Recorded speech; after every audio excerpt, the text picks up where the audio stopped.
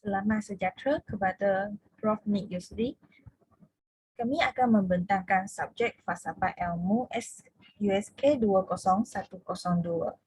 Kami adalah dari FKP 2 dan tajuk yang kita bentang ialah kaedah penerokaan nilai ilmu tentang penghayatan, etika dan peradaban.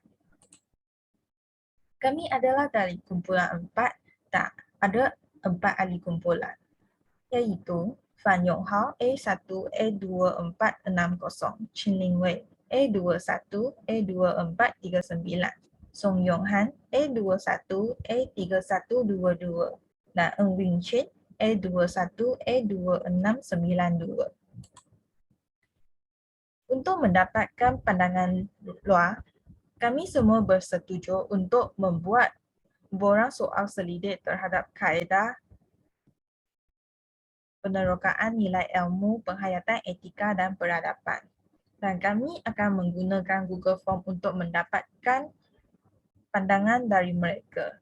Dalam Google Form ini terdapat 3 bahagian dan 16 soalan. Dan akhirnya kita dapat 16 orang responden. Bahagian pertama ialah maklumat responden.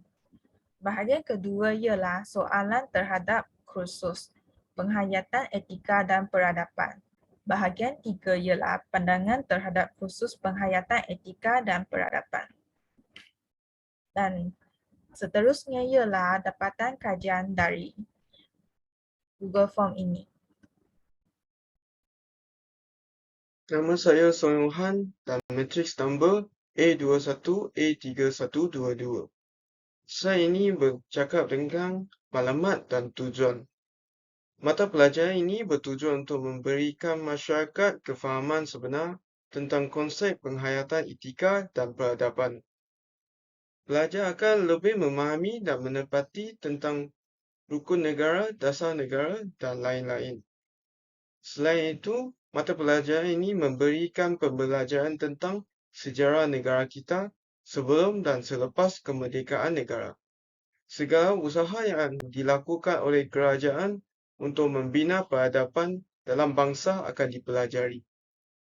Di samping itu, mata pelajaran ini penting dalam usaha menyepadukan masyarakat Malaysia. Ini dapat mendorong masyarakat mengamalkan nilai etika sebenar dalam kehidupan seharian. Selamat sejahtera saya ucapkan kepada Profesor Nick Yusri. Nama saya Fan Yong Hao dan nombor matriks saya ialah A21A2460. Pada hari ini, saya ingin membentangkan dapatan kajian yang pertama iaitu memperkukuhkan semangat perpaduan antara kaum. Pertama sekali, semangat persatuan dapat diperkukuhkan dengan memahami idealisme dan budaya yang berlainan antara satu sama lain. Hal ini dikatakan demikian kerana pemahaman idealisme dan budaya sangat penting untuk mengelakkan pertelingkahan dan pergaduhan berlaku. Dengan memahami idealisme dan budaya, masyarakat boleh lebih mengetahui tradisi kaum lain yang menarik. Sebagai contoh, kaum Cina boleh mempelajari cara membuat ketupat dengan kaum Melayu semasa hari raya dan menikmati masakan Melayu yang enak. Selain itu, semangat perpaduan dapat diperkukuhkan dengan adanya subjek etika dan peradaban. Hal ini dikatakan demikian kerana subjek etika dan peradaban memberi pendedahan yang baik tentang perpaduan. Tidak berlakunya pertelingkahan dan pergaduhan adalah salah satu faktor yang boleh menyatupadukan masyarakat. Jika masalah salah faham telah berlaku secara teruk, maka negara Malaysia akan berlaku diskriminasi kaum dan pertikaian etnik. Dengan ini, kami sebagai pelajar dari Universiti Malaysia Kelantan sangat bersetuju dengan subjek etika dan peradaban dapat memperkukuhkan semangat perpaduan antara kaum di Malaysia. Seterusnya, penerapan nilai-nilai budaya dan warisan dalam aktiviti harian dapat memperkukuhkan semangat perpaduan antara kaum. Negara Malaysia terdiri daripada pelbagai kaum seperti Melayu, Cina dan India yang merupakan kaum utama di Malaysia. Oleh itu, rakyat boleh mengaplikasikan dan berkongsi budaya kaum mereka itu sendiri dengan kaum lain di aspek seperti pemakanan, pemakaian dan peradaban. Sebagai contoh, semakin ramai mahasiswi bukan kaum Melayu yang memakai baju tradisional orang Melayu, iaitu baju kurung ke majlis-majlis maupun ke kuliah di universiti. Dengan ini, penerapan nilai-nilai budaya dan warisan berbilang kaum ini dapat menimbulkan rasa hormat antara satu sama lain dan seterusnya mengelakkan lagi perpaduan kaum dalam negara.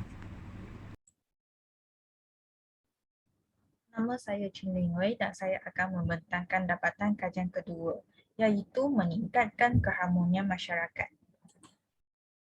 Bagaimanakah etika dan peradaban mempengaruhi keharmonian masyarakat? Pertama sekali ialah orang tersebut akan mempunyai fikiran terbuka. Mereka boleh memahami adat, budaya dan agama lain dan mereka boleh berterima perbezaan pada setiap kaum.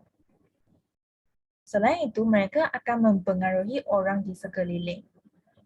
Kalau mereka perasan perkara yang tidak betul, contohnya ada orang tidak boleh faham tentang budaya lain, orang tersebut akan memberi pertolongan dan cuba memberi dia tahu beza setiap kaum. Ketiga ialah saling bantu-membantu. Apabila berlaku perkara kecemasan, mereka akan membantu. Contohnya, kemalangan di jalan raya. Selain perkara kecemasan, kita juga boleh nampak di antara jiran. Contohnya, jiran saya telah keluar, tapi hari itu sudah hujan, so saya akan tolong hantar baju dia ke rumah dia. Seterusnya adalah mengelakkan perselisihan faham. Apabila mereka ada pemahaman terhadap setiap kaum dan adat budaya dan agama, mereka tidak akan bergaduh atau ada pemahaman yang salah terhadap sesuatu kaum. Jadi mereka akan bertoleransi dan masyarakat kita akan harmoni dan aman. Kita boleh mendapat keadaan ini menerusi aktiviti gotong royong dan hari perayaan.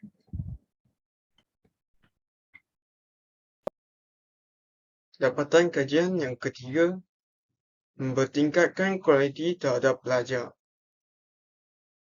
Mempertingkatkan kualiti terhadap pelajar. Pertama, sikap bertanggungjawab dan berdisiplin. Pelajar akan mematuhi undang yang ditetapkan oleh kerajaan seperti Perlembagaan Persekutuan. Dan kedua, pelajar akan bercakap dengan sopan dan mesra. Mereka akan bertindak mesra dan sanggup untuk menghulurkan bantuan kepada orang yang dalam kesusahan. Ketiga, bertoleransi dalam kehidupan seharian.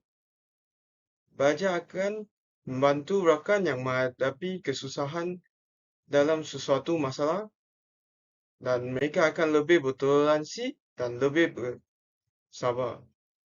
Keempat, meningkatkan kesedaran pelajar dalam isu perkampungan. Mereka akan mempelajari dan memahami adat resam setiap kaum. Kelima, semangat patriotisme dan cinta akan negara akan dilahirkan. Pelajar akan mempelajari latar belakang negara Malaysia atas laluan kemerdekaan dan tindakan-tindakan yang telah dilakukan oleh tokoh-tokoh negara.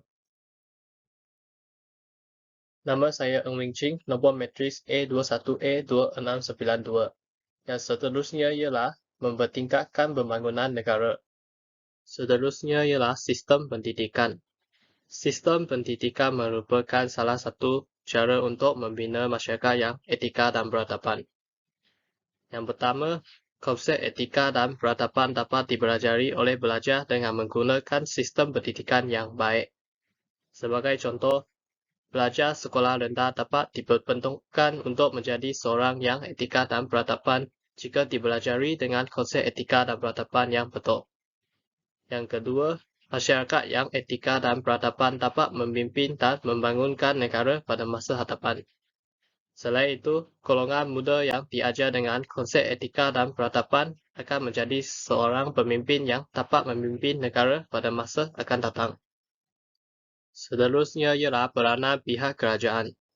Pihak kerajaan memainkan peranan penting dalam memberi kesedaran kepada masyarakat tentang kepentingan etika dan peradaban dalam pembangunan negara. Yang pertama, pihak kerajaan haruslah mengadakan kempen atau acara yang mempromosikan dan menyampaikan konsep etika dan peradaban. Dengan cara ini, masyarakat dapat mengetahui kepentingan etika dan peradaban dalam membangun dan memajukan negara. Yang kedua, pihak kerajaan juga boleh menggunakan media sosial untuk menyebarkan dan menyampaikan kepentingan konsep etika dan peradaban. Dengan cara ini, dapat menarik minat dan mudah dipahami oleh masyarakat. Yang ketiga, media sosial lebih mudah untuk menyebarkan kepentingan konsep etika dan peradaban kepada lebih banyak rakyat dan membolehkan lebih banyak rakyat memahami peranan konsep etika dan peradaban dalam pembangunan negara. Seterusnya ialah kritikan terhadap subjek etika dan peradaban. Yang pertama, belajar kurang berminat untuk belajar subjek etika dan peradaban. Hal ini dikatakan demikian kerana buku rujukan atau bahan bacaan yang bosan dan tidak menarik minat belajar untuk membaca. Yang kedua, belajar tidak mempunyai pemahaman yang mendalam tentang subjek etika dan peradaban.